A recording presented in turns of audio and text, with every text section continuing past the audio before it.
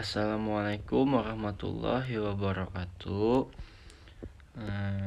Baik, materi kita pada hari ini yaitu zaman logam dan mengenal api. Langsung saja kita ke materi kita, yaitu yang pertama ada zaman logam. Nah, pada zaman logam, manusia sudah dapat membuat peralatan dari logam yang ternyata lebih kuat dan mudah dikerjakan daripada batu. Logam harus dilebur dahulu sebelum dipakai sebagai bahan pembuatan peralatan manusia. Oleh karena itu, pada zaman logam, kebudayaan manusia mestinya lebih tinggi daripada saat zaman batu tua. Kemampuan nenek moyang kita membuat benda-benda dengan bahan dasar logam diperoleh dari orang-orang yang bermigrasi dari Dongson atau Vietnam kalau sekarang ini. Nah, pada zaman pendagian, manusia sudah memiliki keterampilan dalam membuat peralatan dari logam. Peralatan logam yang dibuat sebagian besar dari perunggu. Perunggu adalah logam campuran antara timah dan tembaga. Ketika digosok, perunggu akan terlihat mengkilat seperti emas. Perunggu merupakan logam yang kuat sehingga dapat digunakan untuk peralatan upacara, perkakas rumah tangga, dan juga senjata. Nah, zaman logam ini sendiri dibagi dua. Yang pertama ada zaman tembaga dan zaman perunggu. Pada zaman tembaga, manusia baru mengenal peralatan dari logam.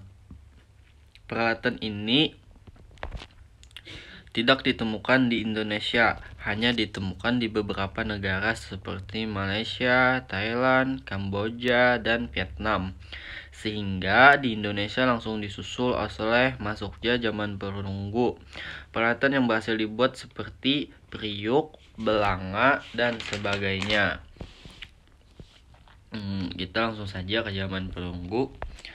Nah, pada zaman perunggu manusia telah mendapatkan logam campuran yang lebih keras daripada tembaga. Perunggu merupakan hasil campuran antara tembaga dengan timah. Penguasaan teknologi pengolahan dari tembaga dan timah ini membentuk keterampilan pertukaran masyarakat zaman perunggu. Oleh sebab itu, zaman ini disebut zaman perundagian. Nah, benda-benda yang diciptakan pada zaman perunggu digunakan sebagai alat-alat upacara ataupun lambang kebesaran. Kebudayaan perunggu ini sudah berkembang di Cina sejak tahun 2700 sebelum Masehi. Dari peradaban bangsa Cina, kebudayaan perunggu menyebar ke Indonesia. Bangsa Indonesia mengenal kebudayaan perunggu berkat pengaruh kebudayaan Dongson dari Indochina yang masuk pada tahun 500 sebelum Masehi. Adapun beberapa peninggalan pada zaman perunggu di Indonesia antara lain kapak corong, nekara, bejana perunggu, dan arca perunggu. Berkaitan dengan teknologi pengolahan logam, bangsa Indonesia mengenal dua teknik pengolahan logam perunggu, yaitu teknik Asir Verdu dan Vivalve. Teknik Asir Verdu disebut teknik cetak lilin karena model dari tanah liat yang akan dicetak dilapisi lilin, sedangkan teknik Asir Verdu digunakan untuk membuat benda-benda perunggu yang memiliki bentuk dan hiasan rumit seperti arca dan patung perunggu. Teknik Asir Verdu dilakukan melalui beberapa tahap. Yang pertama, membuat model dari lilin sesuai bentuk yang dikehendaki. Kedua, model tersebut ditutup, dilapisi dengan tanah, kemudian diberi lubang bagian atas dan bawahnya. Model dari lilin yang dilapisi dengan tanah tersebut dibakar. Oleh karena dibakar, lilin mencair dan keluar melalui lubang hingga membentuk rongga. Terus memasukkan cairan perunggu ke rongga tersebut hingga penuh. Setelah dingin, lapisan tanah liat tersebut dipecah. Terus didapat benda perunggu sesuai model yang dikehendaki. Sementara teknik Vivalve juga disebut teknik setangkup karena menggunakan dua keping cetakan yang terbuat dari batu. Baik, selanjutnya ada dua macam teknik membuat api, yaitu yang pertama teknik gesekan. Teknik gesekan ini dilakukan dengan cara menggesekkan batu api dengan batuan keras lainnya sehingga memunculkan percikan api. Nah, yang kedua, teknik gosokan ini diduga oleh peneliti dilakukan dengan cara ketidaksengajaan. Nah, berdasarkan data arkeologi, api ditemukan pada 400 tahun lalu. Beberapa peneliti memperkirakan penemuan api terjadi pada periode manusia purba jenis Homo erectus. Semula manusia purba tersebut menemukan api secara tidak sengaja saat petir menyambar pohon-pohon di sekitar lingkungan koloni mereka. Nah, sejak penemuan api ini, kehidupan manusia purba pun menjadi lebih maju. Mereka kemudian mengenal teknologi